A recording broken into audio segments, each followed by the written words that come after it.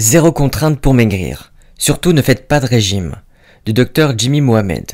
Le docteur Jimmy Mohamed souligne la difficulté de maintenir une perte de poids après un régime et remet en question l'efficacité des régimes traditionnels à long terme.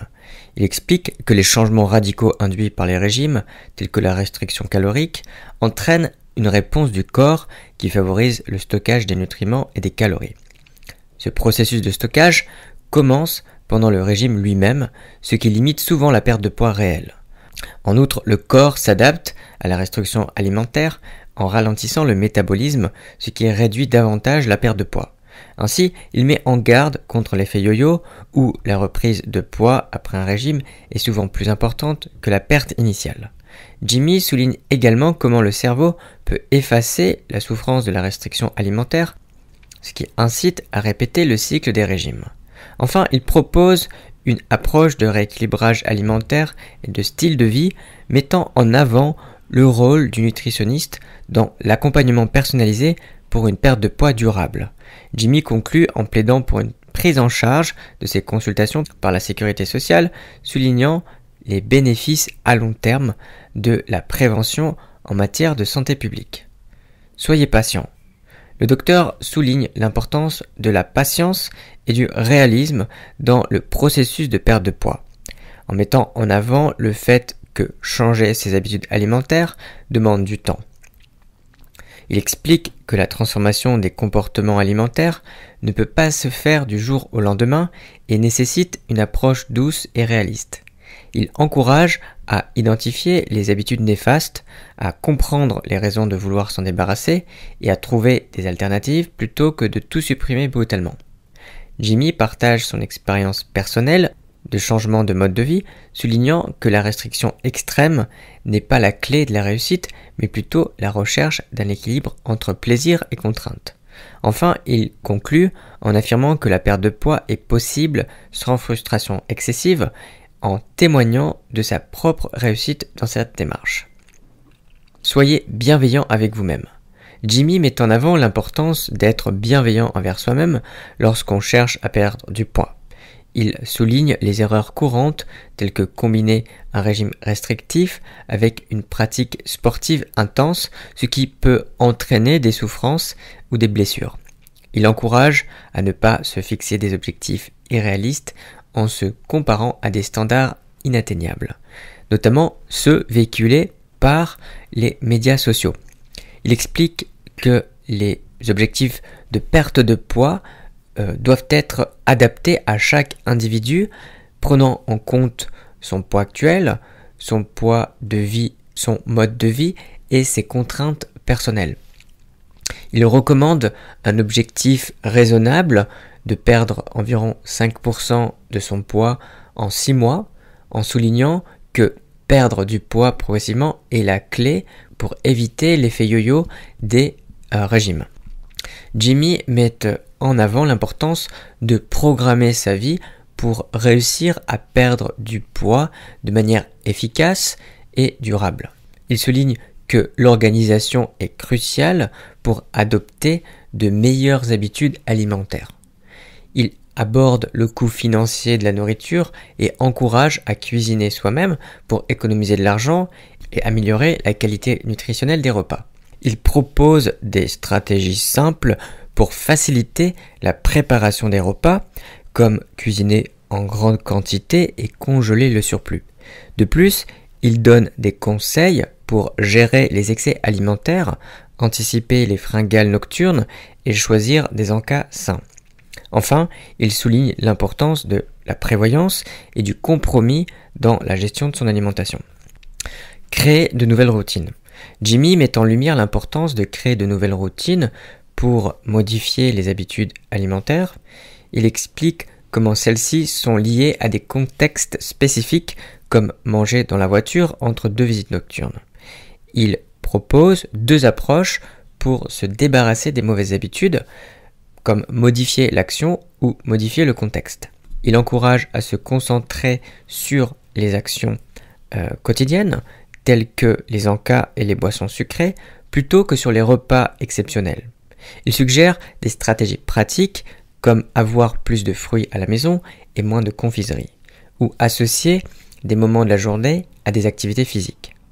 En adoptant ces changements, minimes soient-ils, de la vie quotidienne, il est possible de perdre du poids sans bouleverser son mode de vie. Buvez de l'eau. Jimmy souligne l'importance de boire de l'eau pour aider à perdre du poids. Il explique que remplacer les boissons sucrées par de l'eau peut contribuer à une perte de poids significative en réduisant l'apport calorique et en diminuant l'appétit. Il met en garde contre les boissons light contenant des édulcorants qu'il conseille également de bannir. L'eau elle-même peut augmenter le métabolisme de base, entraînant une dépense énergétique accrue. Il discute des avantages de boire de l'eau avant les repas pour réduire la quantité de nourriture consommée et pour favoriser une meilleure gestion du poids et du métabolisme. Des études sont citées pour appuyer ces affirmations, notamment en ce qui concerne l'effet de l'eau sur la réduction du poids et l'amélioration des marqueurs métaboliques. Il explique le concept de foutu pour foutu, où les excès alimentaires peuvent mener à une spirale incontrôlable. Une étude est mentionnée dans laquelle les participants ont consommé plus de glace après avoir été informés que leur boisson était très calorique, illustrant ainsi cette mentalité de foutu pour foutu. Il suggère plutôt de fixer des limites pour les écarts alimentaires et progressivement les réduire, favorisant ainsi un équilibre. Il met en garde contre les produits allégés, soulignant que leur consommation excessive peut être néfaste et que les étiquettes nutritionnelles, telles que les Nutri-Score, peuvent aider à faire des choix alimentaires plus sains. Une étude est citée montrant que des aliments mal classés, selon le Nutri-Score, peuvent augmenter le risque de développer certains cancers et autres maladies. En conséquence, il est recommandé d'être vigilant quant à la qualité nutritionnelle des aliments consommés. On balance la balance. Jimmy discute de l'épreuve, de la pesée et de ses implications sur nos choix alimentaires. Il souligne que se peser quotidiennement peut conduire à des réactions émotionnelles et à des choix alimentaires néfastes. Il explique que les fluctuations de poids après un excès alimentaire ne sont pas principalement dues à cet excès en lui-même, mais plutôt à des écarts répétés sur une longue période prolongée ou à la rétention d'eau, particulièrement chez les femmes en raison des variations hormonales liées au cycle menstruel. De plus, il met en garde contre la tentation de se récompenser avec des excès alimentaires après une perte de poids, soulignant que la privation peut conduire à des comportements compensatoires. Il recommande de se peser toutes les 2 semaines, voire tous les mois, dans des conditions standardisées et souligne l'importance de surveiller son poids pour détecter toute perte de poids involontaire, surtout chez les personnes âgées. Ne comptez plus les calories. Jimmy remet en question l'importance de compter les calories dans la gestion du poids. Il explique que l'approche basée sur le déficit calorique, où l'on consomme moins de calories que l'on en dépense, pour perdre du poids, est trop simpliste et obsolète. Il insiste sur le fait que tous les types de calories ne sont pas équivalents en termes d'effet sur le poids, citant des exemples où la qualité des aliments importe plus que leur contenu calorique brut. Il critique également l'affichage des calories dans les restaurants et les fast-foods, argumentant que cela peut générer de la culpabilité et du stress inutile lors des repas. Il encourage plutôt une approche intuitive de l'alimentation, sans se soucier des calories, tout en privilégiant des choix alimentaires sains et équilibrés. Enfin, il explique que le corps n'assimile pas toutes les calories contenues dans les aliments, soulignant que la manière dont les aliments sont mâchés peut affecter leur absorption calorique. Une pomme par jour. Jimmy met en avant les nombreux bienfaits pour la santé de la consommation quotidienne de pommes. Il souligne que malgré la diminution de certains nutriments comme la vitamine C dans les pommes contemporaines, elles restent un aliment essentiellement sain et bénéfique. Les pommes sont riches en fibres, ce qui favorise la satiété et contribue à une meilleure digestion. La pectine, une fibre présente dans les pommes, agit comme un prébiotique et renforce la santé intestinale en favorisant la croissance des bonnes bactéries. De plus, les phytonutriments présents dans les pommes, tels que la quercétine et l'acide docosahexaénoïque, DHA, ont des effets positifs sur la neurogénèse et agissent comme des antioxydants naturels. Enfin, la consommation régulière de pommes peut contribuer à abaisser le taux de mauvais cholestérol dans le sang. Le petit déjeuner, c'est pas obligé. Le petit déjeuner, souvent vanté comme le repas le plus important de la journée, est en réalité sujet à controverse. Bien que certaines études suggèrent qu'il soit essentiel pour maintenir un poids de santé, il convient de prendre du recul quant à ces conclusions. Les liens entre le petit déjeuner et la perte de poids sont complexes et les affirmations simplistes sur son efficacité doivent être traitées avec prudence. L'idée selon laquelle le petit déjeuner est indispensable a été largement promue par l'industrie alimentaire cherchant à commercialiser des produits comme les céréales ultra transformées.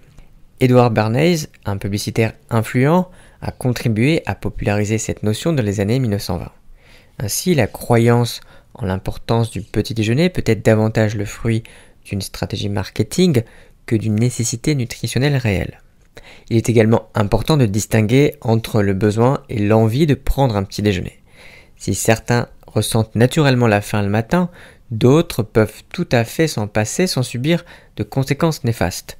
La sensation de faim au réveil peut être influencée par les habitudes alimentaires de la veille, soulignant ainsi l'importance d'une alimentation équilibrée sur le long terme.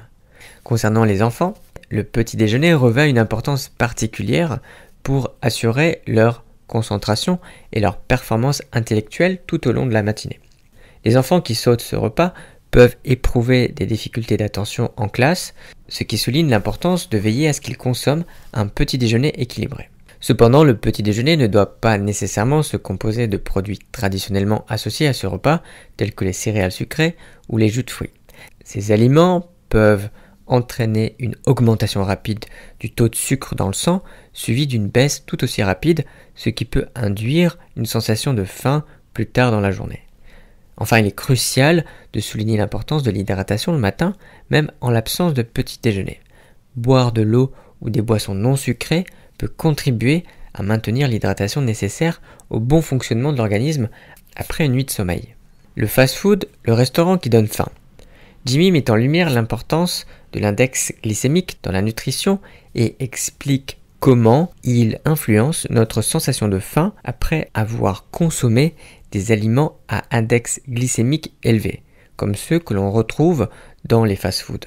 L'index glycémique mesure l'effet des aliments contenant des glucides sur la glycémie dans les 2 heures suivant leur ingestion, classant les aliments sur une échelle de 0 à 100. Les aliments à index glycémique élevé provoquent une élévation rapide de la glycémie suivie d'une chute brutale, ce qui entraîne une sensation de faim peu de temps après avoir mangé. En revanche, les aliments à index glycémique bas fournissent une énergie plus stable et favorisent la satiété sur le long terme. Il est recommandé de privilégier les aliments à index glycémique bas, tels que les légumes, et d'inclure des protéines à chaque repas pour stabiliser la glycémie. Les lipides et les protéines ralentissent également l'absorption des glucides, contribuant ainsi à réduire l'index glycémique global d'un repas. Cependant, il n'existe pas de formule universelle en nutrition et il est important de considérer d'autres facteurs lors du choix des aliments, pasta al dente ou niente. Jimmy met en avant l'importance de la cuisson des aliments, en particulier des pâtes, du riz et des pommes de terre, sur leur indice glycémique. Les pâtes, tout comme le riz, contiennent de l'amidon qui est transformé en glucose lors de la cuisson. Plus les pâtes sont cuites, plus leur indice glycémique est élevé, car l'amidon est gélatinisé et se transforme rapidement en glucose. Cependant, il est possible de contrer cet effet en laissant refroidir les aliments cuits, ce qui permet à l'amidon de rétrograder et de retrouver un index glycémique plus bas. Il est recommandé de privilégier les pâtes al dente et les céréales complètes dont l'index glycémique est plus faible et la valeur nutritionnelle plus intéressante en raison de leur teneur en fibres. De même, la cuisson de la pomme de terre influence son index glycémique avec une augmentation significative lorsqu'elle est transformée en purée. En résumé, la manière dont les aliments sont cuits peut avoir un impact considérable sur leur index glycémique et leur valeur nutritionnelle, mais il n'y a pas de règle absolue en nutrition. Des fruits et des légumes à volonté. Jimmy insiste sur l'importance de consommer des fruits et des légumes en abondance pour une alimentation saine. Les fruits contiennent du fructose, un sucre naturellement présent dans les fruits et assimilé lentement par le foie grâce aux fibres qu'ils contiennent. Ils sont riches en vitamines, faibles en calories et riches en eau, ce qui en fait un choix nutritionnellement bénéfique par rapport aux aliments transformés. Il est recommandé de les consommer en dessert pour éviter les envies de sucreries ultra transformées. Congeler les fruits de saison est une excellente façon de les conserver tout en préservant leurs nutriments. Les légumes également faibles en calories et riches en nutriments devraient être consommés à chaque repas pour leur valeur nutritionnelle. La diversification des légumes dans l'assiette est encouragée pour augmenter le plaisir de manger et leur consommation. En ajoutant des légumes au plat de pâtes au restaurant, on peut maintenir le plaisir gustatif tout en bénéficiant des bienfaits des légumes. Pas de régime détox. Jimmy met en garde contre les régimes détox qui promettent de nettoyer le foie, les reins et l'organisme en éliminant les toxines. Ces régimes, souvent basés sur la restriction alimentaire, sont inefficaces, voire dangereux. Ils induisent une perte de poids rapide, principalement due à la perte de masse musculaire, entraînant souvent un effet yo-yo une fois que l'alimentation normale est reprise. La monodiète, consistant à ne consommer qu'un seul aliment pendant une période définie, est également déconseillée car elle entraîne une perte de poids temporaire suivie d'une reprise de poids. De plus, ces régimes détox peuvent perturber l'équilibre du microbiote intestinal. En fin de compte, il affirme que le foie n'a pas besoin de détoxification spéciale, mais plutôt d'une alimentation équilibrée et de limiter la consommation d'alcool et d'aliments gras pour rester en bonne santé. Les compléments alimentaires. Il met en garde contre l'utilisation excessive de compléments alimentaires dans le cadre d'une perte de poids. Les compléments alimentaires ne doivent pas remplacer une alimentation équilibrée et un mode de vie sain, comprenant une activité physique régulière et un bon sommeil. Le chrome est mentionné comme un complément alimentaire particulièrement étudié pour son effet sur la régulation de la glycémie et la réduction des pulsions de sucre. Des études ont montré que la supplémentation en chrome peut avoir un effet positif sur la glycémie et le cholestérol chez les patients diabétiques. Le chrome peut aider à réduire les pulsions de sucre en régulant le taux d'insuline et de sucre dans le sang, ce qui peut être utile pour briser le cercle vicieux des grignotages. Cependant, il affirme que les compléments alimentaires ne doivent être utilisés que comme un complément à une alimentation équilibrée et ne doivent pas remplacer une alimentation variée et saine. Le sucre, notre meilleur ennemi. Jimmy met en lumière les divers aspects du sucre, soulignant à la fois son attrait pour notre palais et ses implications sur notre santé et notre poids. La consommation de sucre a considérablement augmenté ces dernières décennies, ce qui a été corrélé à une augmentation de l'obésité. Cependant, l'arrêt total de la consommation de sucre n'est pas recommandé, mais plutôt une consommation modérée et éclairée. Les différents types de sucre sont expliqués, mettant en avant leur source et leur effet sur le corps. Le sucre est décrit comme une denrée rare dans l'histoire de l'humanité, ce qui explique notre prédisposition à en apprécier le goût et notre tendance à en consommer plus que nécessaire.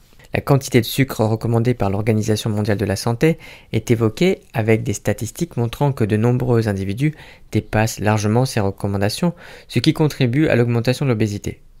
Une distinction est faite entre les différents types de sucre, mettant en évidence que tous ne sont pas égaux en termes d'impact sur la santé. Par exemple, le sucre contenu dans les fruits est moins problématique que celui ajouté dans les boissons sucrées. Il est également mentionné que la consommation de sucre ne rend pas nécessairement diabétique, mais que le surpoids et l'obésité peuvent contribuer au développement du diabète de type 2. Enfin, l'addiction au sucre est abordée, mettant en lumière le rôle de la dopamine dans la recherche de plaisir et de récompense associée à la consommation de sucre, ce qui peut contribuer à une surconsommation nocive. Faire la guerre aux produits ultra transformés. Jimmy met en évidence l'importance cruciale de lutter contre la consommation de produits ultra transformés pour préserver la santé. Ces aliments sont associés à une multitude de maladies chroniques telles que l'hypertension artérielle, le diabète, les maladies cardiovasculaires et certains cancers. Un produit ultra transformé se caractérise par la présence d'au moins un ingrédient qui n'existe pas tel quel dans la nature ou dans nos placards. Les additifs, les graisses raffinées, les extraits, les arômes naturels ou de synthèse, le sirop de glucose sont autant d'éléments ajoutés par les industriels pour améliorer la texture, la couleur ou l'odeur des produits. Repérer ces produits peut se faire en observant la longueur de la liste des ingrédients, en recherchant des noms d'ingrédients inhabituels ou en restant méfiant envers les allégations telles que moins de sucre ou riche en fibres qui peuvent masquer la réalité de la composition. De plus, le prix bas d'un produit peut être un indicateur de sa qualité médiocre. La consommation de produits ultra transformés entraîne une augmentation du taux d'insuline, favorisant le stockage de graisse et causant une sensation de faim et de fatigue peu de temps après avoir mangé. Cela crée un cercle vicieux où l'on est amené à consommer davantage, contribuant à des problèmes de poids et de santé. Éliminer ou réduire la consommation de produits ultra transformés est une priorité absolue pour promouvoir une alimentation saine et préserver sa santé ainsi que celle de sa famille. Plus rapide que la 4G, les fibres. Jimmy met en lumière l'importance des fibres alimentaires pour la santé, notamment dans le cadre d'un régime équilibré et de la gestion du poids. Les fibres présentes dans les aliments d'origine végétale sont des composants qui ne peuvent pas être totalement digérés par l'organisme. Il existe deux types de fibres, les solubles et les insolubles. Les fibres insolubles favorisent le transit intestinal, tandis que les fibres solubles servent de carburant pour le microbiote intestinal, jouant ainsi un rôle prébiotique important. On les trouve principalement dans les fruits, les légumes, les céréales complètes et les légumineuses. Les fibres contribuent à réguler la satiété, retardent l'absorption des glucides et aident à contrôler la glycémie, ce qui les rend particulièrement intéressantes pour les personnes diabétiques. De plus, elles sont bénéfiques pour la santé cardiovasculaire, le transit intestinal, la protection contre certains cancers et la réduction de l'inflammation. Les recommandations sont de consommer au moins 25 grammes de fibres par jour, ce qui est souvent difficile à atteindre dans nos habitudes alimentaires. Il est donc conseillé d'incorporer des aliments riches en fibres dans son régime quotidien, comme les fruits, les légumes, les céréales complètes et les légumineuses. Les graines de lin sont particulièrement intéressantes en raison de leur haute teneur en fibres, ce qui contribue à la sensation de satiété et à la perte de poids. Elles sont riches également en acides gras essentiels, ce qui les rend bénéfiques pour la santé cardiovasculaire, la prévention du diabète et la réduction du cholestérol. Cependant, il est important de ne pas considérer les graines de lin comme un aliment miracle et de les intégrer dans le cadre d'une alimentation équilibrée. Bien que des études aient montré des effets positifs sur le poids et sur sa perte, il est essentiel de rester réaliste quant à leurs bénéfices et de les consommer avec modération. Se débarrasser des kilos émotionnels. Jimmy aborde le problème des kilos émotionnels qui sont souvent liés à des compulsions alimentaires nocturnes déclenchées par le stress, la fatigue et d'autres émotions négatives. Ces comportements alimentaires peuvent conduire à une prise de poids significative sur le long terme. Les kilos émotionnels résultent souvent d'une recherche de réconfort à travers la nourriture, en particulier des aliments gras, sucrés ou salés. Ces habitudes alimentaires deviennent alors des routines qui alimentent un cycle de prise de poids et de frustration. Il est crucial de reconnaître ce lien entre nos émotions et notre comportement alimentaire pour pouvoir y remédier efficacement.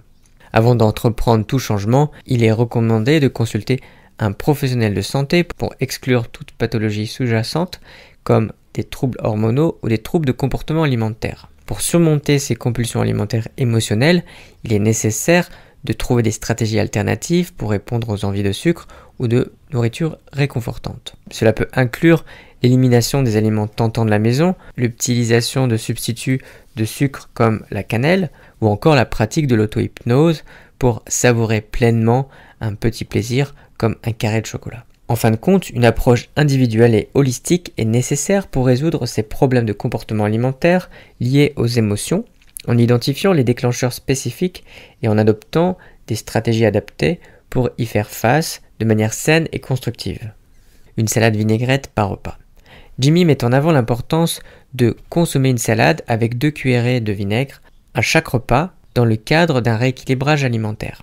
Le vinaigre, composé d'acide acétique, stimule une enzyme qui favorise la combustion d'énergie dans le corps, contribuant à la perte de poids. Cette pratique simple peut entraîner une perte de poids moyenne de 2,5 kg en 3 mois sans changer radicalement son alimentation. Pour ceux qui n'apprécient pas la vinaigrette, l'utilisation d'herbes et d'épices peut également être bénéfique. Par exemple, la nigelle, qui est du cumin noir, peut réduire l'appétit et améliorer divers paramètres métaboliques, tandis que le gingembre peut favoriser la perte de poids et améliorer la santé métabolique.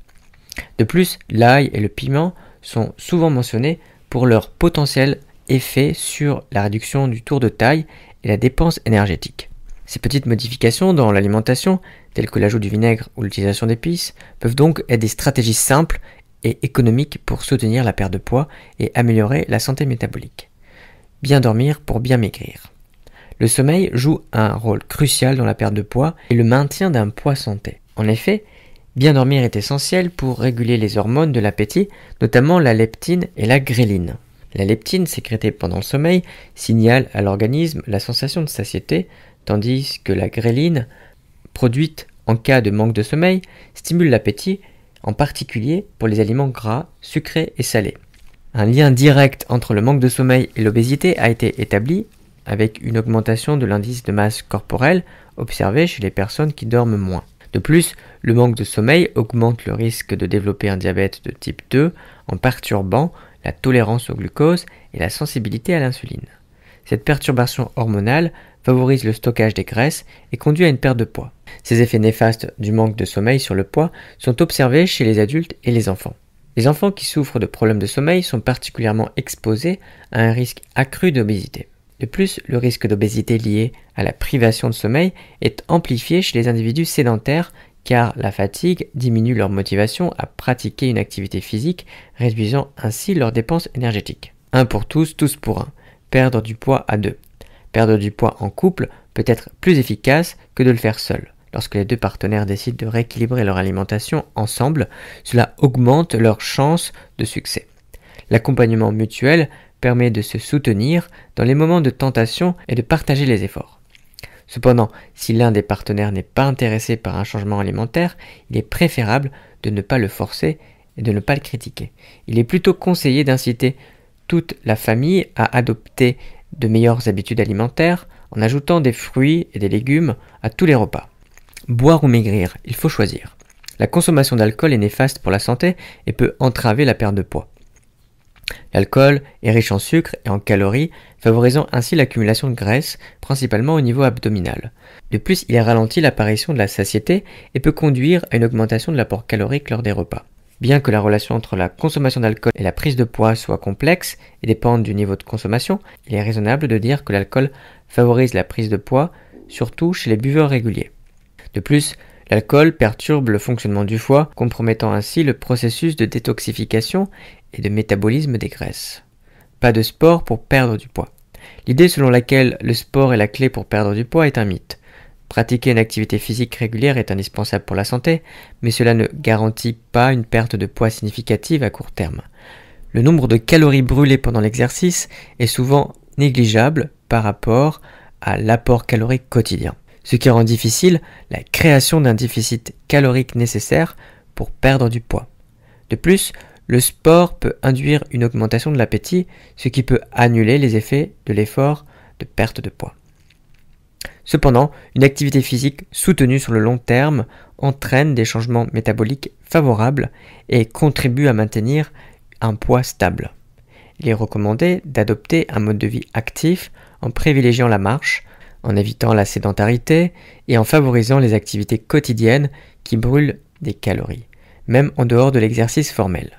Ce concept, appelé NEAT, N-E-A-T, thermogénèse non liée à l'activité physique, est essentiel pour la gestion du poids et la santé globale, surtout pour ceux qui ont du mal à perdre du poids.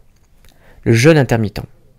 Le jeûne intermittent, consistant à rester à jeun pendant plus de 12 heures consécutives, n'est pas une solution miracle pour perdre du poids de manière durable. Cependant, il offre des bienfaits pour la santé en permettant de distinguer la faim de l'envie de manger et en rééquilibrant notre rapport à l'alimentation. La pratique du jeûne intermittent peut contribuer à améliorer la sensibilité à l'insuline, le cholestérol, la tension artérielle et l'inflammation. Cependant, le jeûne intermittent n'entraîne pas nécessairement une perte de poids plus importante que la simple restriction calorique. Comme l'ont montré certaines études, il doit être considéré comme un élément d'approche globale de la santé et de la gestion du poids. En encourageant une alimentation équilibrée et en aidant à reconnaître les signaux de faim réelle. Allégez vos placards. Les instincts ancestraux nous poussent à préférer les aliments gras et sucrés, héritage de nos ancêtres, chasseurs-cueilleurs, pour qui la surconsommation était une stratégie de survie. Aujourd'hui, notre cerveau n'a pas évolué pour faire face à la surabondance alimentaire des supermarchés. Pour contrôler notre appétit, il est important de consommer des aliments riches en fibres qui procurent une sensation de satiété. De plus, la diversité des choix alimentaires et les couleurs encouragent la surconsommation, comme démontré par les études sur les rats et les humains.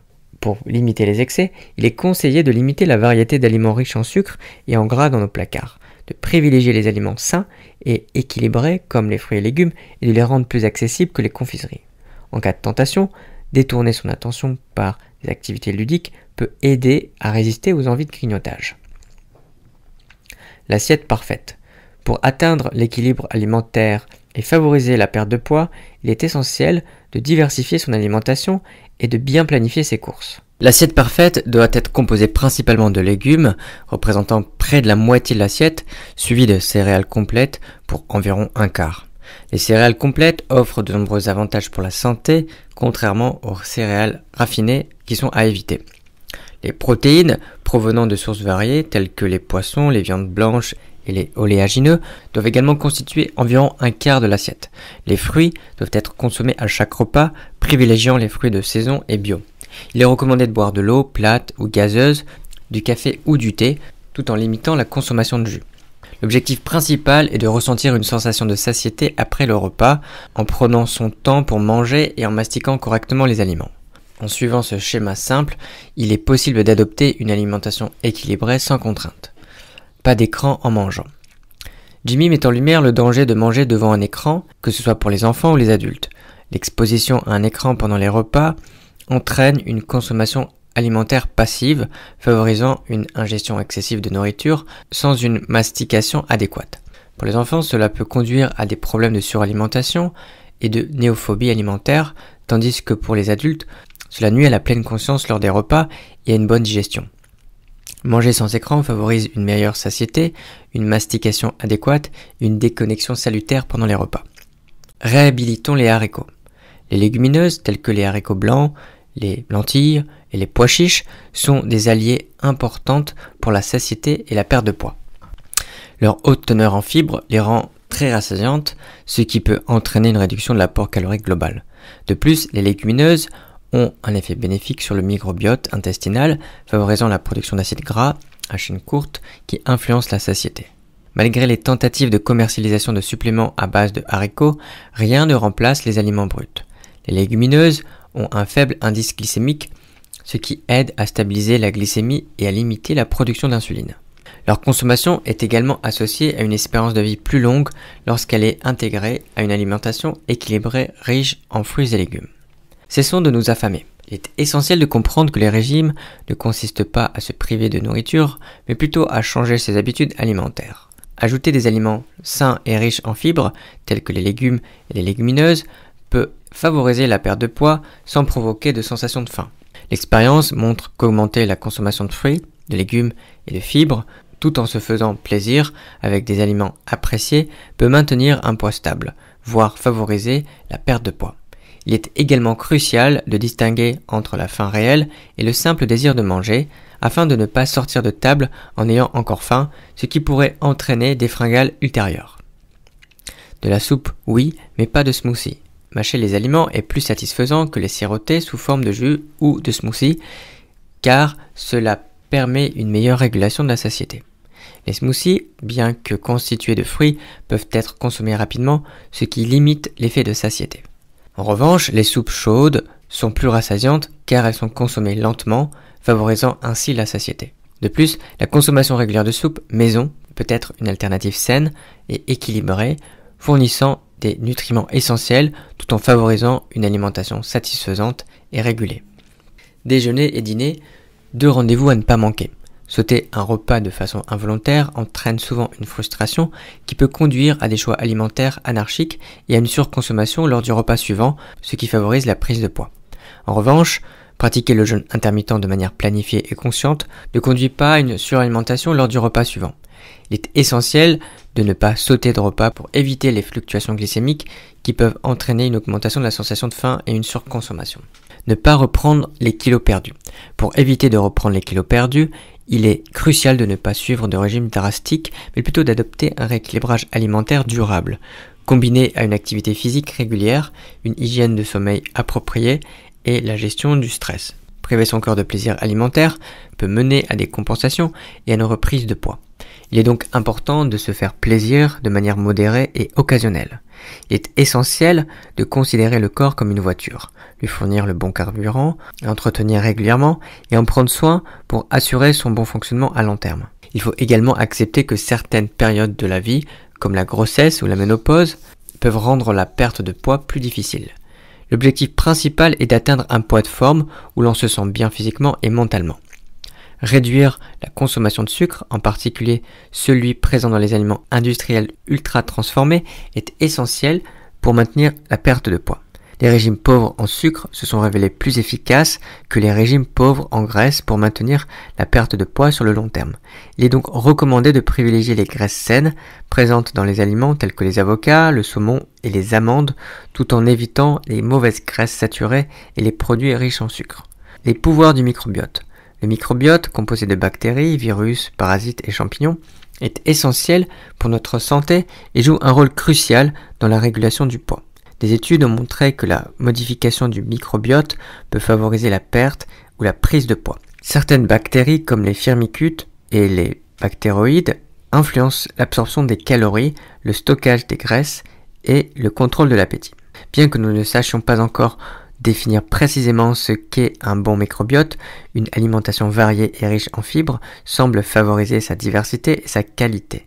Les fibres alimentaires servent de prébiotiques, nourrissant les bactéries bénéfiques du microbiote. Les antioxydants présents dans certains aliments, tels que les myrtilles et les pruneaux, contribuent également à enrichir le microbiote et à prévenir la prise de poids. La consommation excessive d'antibiotiques peut altérer le microbiote et entraîner une prise de poids. Des études ont montré que la transplantation de microbiote d'un sujet mince à un sujet obèse peut induire une perte de poids chez ce dernier. Bien que la transplantation fécale soit actuellement utilisée principalement pour traiter les infections à Clostridium difficiles, elle suscite un intérêt croissant pour le traitement de diverses maladies, y compris l'obésité. L'autotransplantation fécale, où le microbiote est collecté et réintroduit chez le même individu après un régime, est une piste prometteuse pour limiter la reprise de poids après une perte de poids réussie. Bien que cette technique ne soit pas encore validée, elle souligne le potentiel remarquable du microbiote dans la gestion du poids. Moins de cigarettes, mais plus de kilos. Une fatalité ? Lorsque les fumeurs arrêtent de fumer, ils ont tendance à prendre du poids, généralement autour de 5 kg en moyenne. La nicotine, présente dans les cigarettes, augmente les dépenses énergétiques de l'organisme et réduit l'appétit, ce qui peut maintenir le poids des fumeurs plus bas que celui des non-fumeurs. L'arrêt du tabac entraîne donc une augmentation de l'appétit et une prise de poids, souvent due à un sous-dosage en nicotine. Les substituts nicotiniques, tels que les patchs et les gommes à mâcher, peuvent aider à gérer les envies de fumer et à éviter la prise de poids excessive. Il est crucial de s'assurer que le dosage en nicotine est adéquat pour éviter les pulsions alimentaires. De plus, l'activité physique peut contribuer à compenser les calories non brûlées par la cigarette.